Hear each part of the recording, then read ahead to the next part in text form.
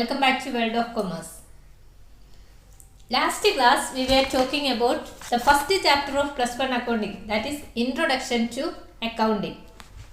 We already discussed the meaning and definition of accounting, then the characteristics of accounting, especially the qualitative characteristics of accounting, then the process or steps in accounting process, etc.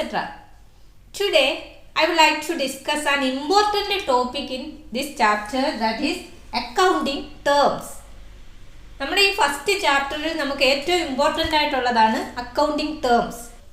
ചില terms നമ്മൾ normal ലൈഫിൽ use ചെയ്യുമ്പോഴുള്ള meaning അല്ല accounting point of വ്യൂവിൽ വരുന്നത്. അപ്പോൾ ഈ terms നമുക്ക് നന്നായിട്ട് ഫെമിലിയർ ആയെങ്കിൽ, അതിൻ്റെ മീനിങ് ഫെമിലിയർ ആയെങ്കിൽ മാത്രമേ തുടർന്നുള്ള ചാപ്റ്റേഴ്സ് പഠിക്കാനും അതുപോലുള്ള പ്രോബ്ലംസ് ഒക്കെ സോൾവ് ചെയ്യാനും നമുക്ക് സാധിക്കത്തുള്ളൂ.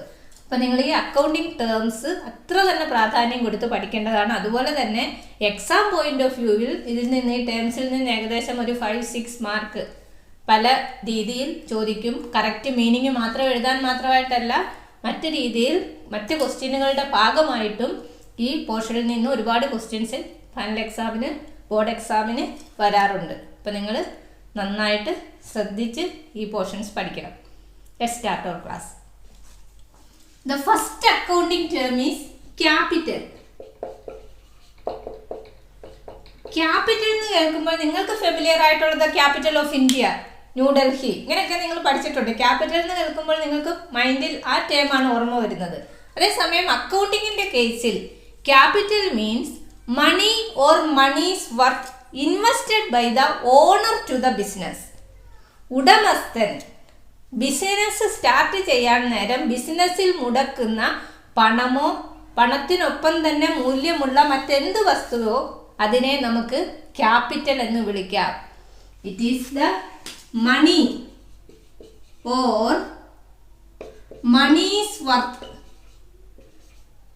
മണീസ് വർത്ത് എന്ന് പറയുമ്പോൾ എന്ത് വരും? അതിൽ അസറ്റ്സ് വരും അല്ലേ? ഫർണിച്ചർ ആകാം, മെഷീനറി ആകാം,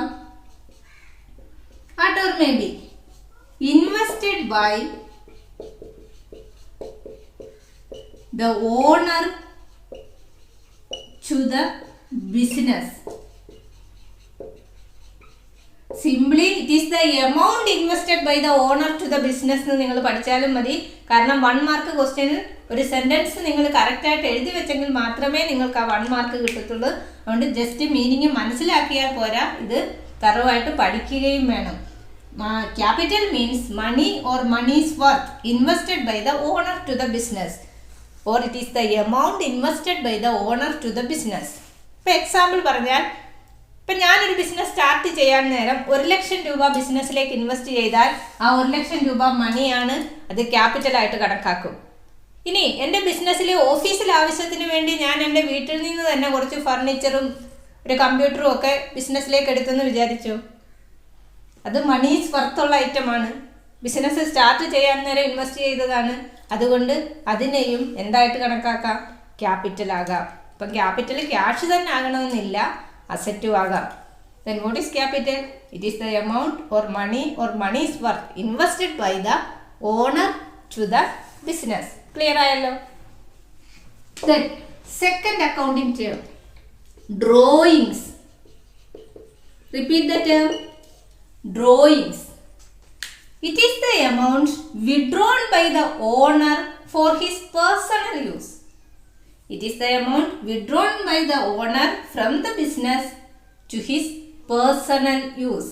പേഴ്സണൽ ആവശ്യത്തിന് വേണ്ടി, വ്യക്തിപരമായ ആവശ്യങ്ങൾക്ക് വേണ്ടി ബിസിനസ്സിൽ നിന്ന് വിഡ്രോ ചെയ്യുന്ന എമൗണ്ടിനെയാണ് നമ്മൾ ഡ്രോയിങ്സ് എന്ന് പറയുന്നത്. ബിസിനസ്സിന്റെ ആവശ്യത്തിന് വേണ്ടി വിഡ്രോ ചെയ്താൽ ഒരിക്കലും ഡ്രോയിങ്സ് എന്നുള്ള ടേം യൂസ് ചെയ്യില്ല, അത് എക്സ്പെൻസ് ആകത്തേ ഉള്ളൂ. ബിസിനസിന്റെ ആവശ്യത്തിനല്ല, പേഴ്സണൽ ആവശ്യത്തിന് വേണ്ടി ബിസിനസ്സിൽ നിന്ന് വിഡ്രോ ചെയ്യുന്ന എമൗണ്ടിനെ വിളിക്കുന്ന പേരാണ് ഡ്രോയിങ്സ്. എന്താണ് അപ്പോൾ explanation? It is the amount withdrawn by the owner from the business to his personal use. അതിനാണ് അവിടെ ഇമ്പോർട്ടൻസ്. Personal use. വ്യക്തിപരമായ ആവശ്യങ്ങൾക്ക് വേണ്ടി വിഡ്രോ ചെയ്യുന്ന തുകയ്ക്ക് പറയുന്ന അക്കൗണ്ടിങ് ടേം ആണ് ഡ്രോയിങ്സ്. ക്ലിയർ ആയല്ലോ? Then third one, revenue. Revenue നിങ്ങൾ കേട്ടിട്ടുള്ള ടേമാണ് റവന്യൂ, വരുമാനം. It is the amount earned by the business by selling its product or rendering service. ഓരോ ബിസിനസ്സും സെറ്റപ്പ് ചെയ്യുന്നത് പല ഒബ്ജക്റ്റീവോട് കൂടിയായിരിക്കും. ചിലതിൻ്റെ മെയിൻ ഒബ്ജക്റ്റീവ് എന്ന് പറയുന്നത് production and distribution of goods and services ആയിരിക്കും അല്ലേ. ഉൽപ്പന്നങ്ങൾ വിൽക്കുകയും വാങ്ങുകയും ചെയ്യുന്ന പ്രോസസ്സിലായിരിക്കും അവർ ഏർപ്പെട്ടിരിക്കുന്നത്. മറ്റ് ചിലതിൻ്റെ ആക്ടിവിറ്റീസ് എന്ന് പറഞ്ഞാൽ റെൻഡറിങ് സർവീസ് ആയിരിക്കും. ട്രാൻസ്പോർട്ടേഷൻ സെക്ടറിലൊക്കെയുള്ള ബിസിനസ് ആണെങ്കിൽ സർവീസ് റെൻഡർ ചെയ്യുന്നതാണ് അവരുടെ ഒബ്ജക്റ്റീവ്. അങ്ങനെയുള്ള കേസിൽ, അതായത് റവന്യൂ എന്നുള്ളത് കൊണ്ട് ഉദ്ദേശിക്കുന്ന it is the amount earned by business, business earn ചെയ്യുന്ന amount by selling its product. Product വിൽക്കുന്ന ബിസിനസ്സിൽ ഏർപ്പെട്ടിരിക്കുന്ന ബിസിനസ് ആണെങ്കിൽ അവയ്ക്ക് പ്രോഡക്റ്റ് വിറ്റ് കിട്ടുന്ന വരുമാനം, അതിനെ റവന്യൂ എന്ന് വിളിക്കാം. Or rendering service, service provide ചെയ്യുന്ന ബിസിനസ്സിലാണ് ഏർപ്പെട്ടിരിക്കുന്നതെങ്കിൽ സർവീസ് പ്രൊവൈഡ് ചെയ്യുന്നതിലൂടെ കിട്ടുന്ന വരുമാനം, അതിനെയാണ് റവന്യൂ എന്ന് പറയുന്നത്. അപ്പൊ എങ്ങനെ പറയാം? Revenue it is the amount earned by business. ERNED, earned means നേടുന്നത്. Earned by business by selling its products, ഉൽപ്പന്നങ്ങൾ വിറ്റ് നേടുന്നത്. Or rendering service. Rendering service വിൽക്കുന്നെന്ന് പറയത്തില്ല, പകരം യൂസ് ചെയ്യുന്ന വാക്കാണ് റെൻഡറിങ്. സേവനം നൽകുന്നതിന് റെൻഡറിങ് സർവീസ് എന്നാണ് പറയുന്നത്. അപ്പം revenue is the amount earned by the business by selling its products or rendering services. Clear ആയല്ലോ? ഒരു ബിസിനസിന്റെ ഡേ ടു ഡേ ആക്ടിവിറ്റിയിൽ നിന്ന് കിട്ടുന്ന അതിന്റെ വരുമാനത്തിനെയാണ് റവന്യൂ എന്നുള്ള ടേം കൊണ്ട് യൂസ് ചെയ്യുന്നത്. The fourth one, expense. ഇത് നിങ്ങൾക്ക് ഫെമിലിയർ ആയിട്ടുള്ളതാണ്. എക്സ്പെൻസ്, ചിലവ്. It is the cost incurred by the business by for earning revenue. Expense is the cost incurred by the business for earning revenue. ഈ വരുമാനം കിട്ടാൻ വേണ്ടി ബിസിനസ്സിനുണ്ടാകുന്ന കോസ്റ്റ്, ചിലവ്, അതിനെയാണ് നമ്മൾ എക്സ്പെൻസ് എന്ന് വിളിക്കുന്നത്. It is the cost inquired by the business, inquiry ചെയ്യുന്ന, inquired by the business for earning revenue. Revenue earn ചെയ്യുന്നതിന് വേണ്ടി ബിസിനസ്സിനുണ്ടാകുന്ന ചിലവിനെ എന്തെന്ന് വിളിക്കാം? എക്സ്പെൻസ് എന്ന് വിളിക്കാം.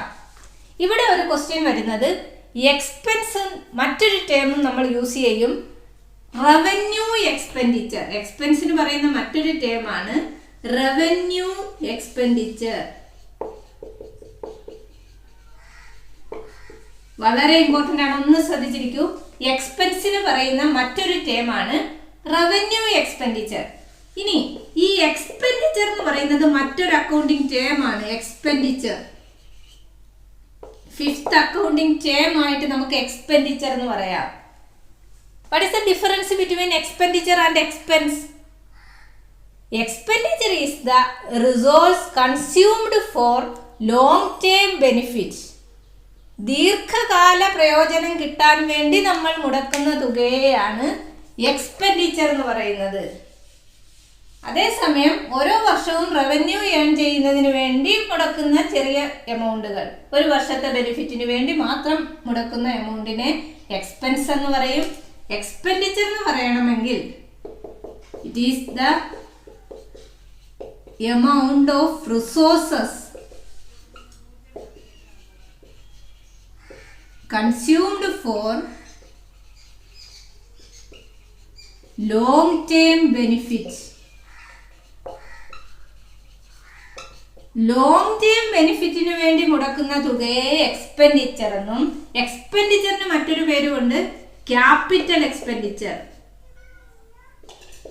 എക്സ്പെൻഡിച്ചറിനെ വിളിക്കുന്ന മറ്റൊരു പേരാണ് ക്യാപിറ്റൽ എക്സ്പെൻഡിച്ചർ. അപ്പോൾ ക്യാപിറ്റൽ എക്സ്പെൻഡിച്ചർ എന്ന് പറഞ്ഞാലും എക്സ്പെൻഡിച്ചർ എന്ന് പറഞ്ഞാലും ലോങ് ടേം ബെനിഫിറ്റിന് വേണ്ടി മുടക്കുന്ന തുകയാണ്.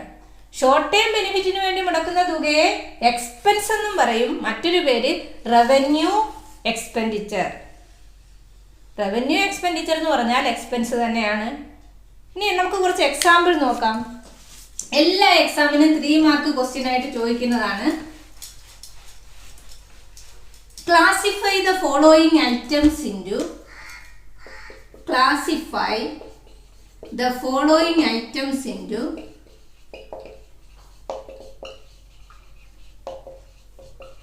capital expenditure and revenue expenditure. താഴെ പറയുന്നതിനെ ക്യാപിറ്റൽ എക്സ്പെൻഡിച്ചർ എന്നും റവന്യൂ എക്സ്പെൻഡിച്ചർ എന്നും തരംതിരിക്കാൻ എല്ലാ എക്സാമിനും വരുന്ന ക്വസ്റ്റ്യൻ ആണ്. നമുക്ക് കുറച്ച് എക്സാമ്പിൾ നോക്കാം. First one, purchased machinery for rupees 1 lakh, paid rent rupees 2000, purchased furniture for rupees 50,000, paid salary rupees 5,000, then paid electricity bill rupees 1000.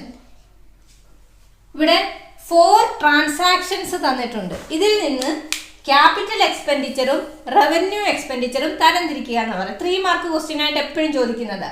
എങ്ങനെ നമുക്ക് തരംതിരിക്കാം? ക്യാപിറ്റൽ എക്സ്പെൻഡിച്ചർ എന്ന് പറഞ്ഞാൽ ലോങ് ടേം ബെനിഫിറ്റ് കിട്ടുന്നതിന് വേണ്ടി മുടക്കുന്ന തുകയാണ്. It is A resource consumed for long period. അങ്ങനെയാണെങ്കിൽ purchased machinery 1 lakh റുപ്പീസിന്റെ machinery വാങ്ങിച്ചു. മെഷീനറി വാങ്ങിക്കാൻ നമ്മൾ 1 ലക്ഷം രൂപ സ്പെൻഡ് ചെയ്തു. ലോങ് ടേം ബെനിഫിറ്റ് അല്ലേ? മെഷീനറി 1 വർഷമൊന്നും അല്ലല്ലോ യൂസ് ചെയ്യുന്നത്. മിനിമം കാലയളവ് 10 വർഷമെങ്കിലും ആയിരിക്കും ലൈഫ് ടൈം മെഷീനറിയുടെ. അപ്പോൾ ലോങ് ടേം ബെനിഫിറ്റിന് വേണ്ടി യൂസ് ചെയ്തതാണ് ഈ 1 ലക്ഷം രൂപ. അതിനെ ക്യാപിറ്റൽ എക്സ്പെൻഡിച്ചർ എന്ന് പറയാം. ക്യാപിറ്റൽ എക്സ്പെൻഡിച്ചർ എന്നും പറയാം. വെറും എക്സ്പെൻഡിച്ചർ എന്ന് മാത്രം പറഞ്ഞാലും ക്യാപിറ്റൽ എക്സ്പെൻഡിച്ചർ എന്ന് തന്നെയാണ് അർത്ഥം. ദെൻ പെയ്ഡ് റെന്റ്, വാടക കൊടുത്തു. ലോങ് ടൈം ബെനിഫിറ്റ് കിട്ടുമോ?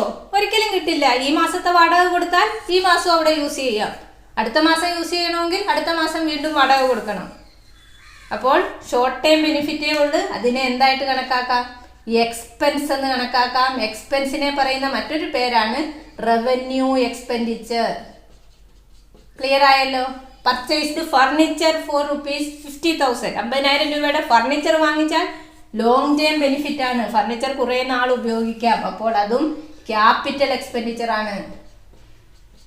Then paid salary for rupees 5,000, 5,000 രൂപയുടെ സാലറി കൊടുത്തു. ഈ മാസം 5,000 രൂപ കൊടുത്താൽ ഈ മാസം അവർ ജോലി ചെയ്യും. അടുത്ത മാസം 5,000 കൊടുത്താലേ അടുത്ത മാസം ജോലി ചെയ്യത്തുള്ളൂ. അപ്പം ഷോർട്ട് ടൈം ബെനിഫിറ്റേ ഉള്ളൂ. അതുകൊണ്ട് എക്സ്പെൻസ് ആണ്, അല്ലെങ്കിൽ റവന്യൂ എക്സ്പെൻഡിച്ചർ ആണ്. ദെൻ പെയ്ഡ് ഇലക്ട്രിസിറ്റി ബിൽ, ഈ മാസം ബില്ല് കൊടുത്താൽ ഈ മാസം അടുത്ത മാസത്തേക്ക് വീണ്ടും ബില്ല് കൊടുക്കണം. അതും എക്സ്പെൻസ് ഓർ റവന്യൂ എക്സ്പെൻഡിച്ചർ. ഇപ്പം നമ്മളിപ്പോൾ 2 അക്കൗണ്ടിങ് ടേം ആണ് ഇവിടെ പഠിച്ചത്. എക്സ്പെൻസും എക്സ്പെൻഡിച്ചറും രണ്ടും ക്ലിയർ ആയല്ലോ? ഓക്കെ.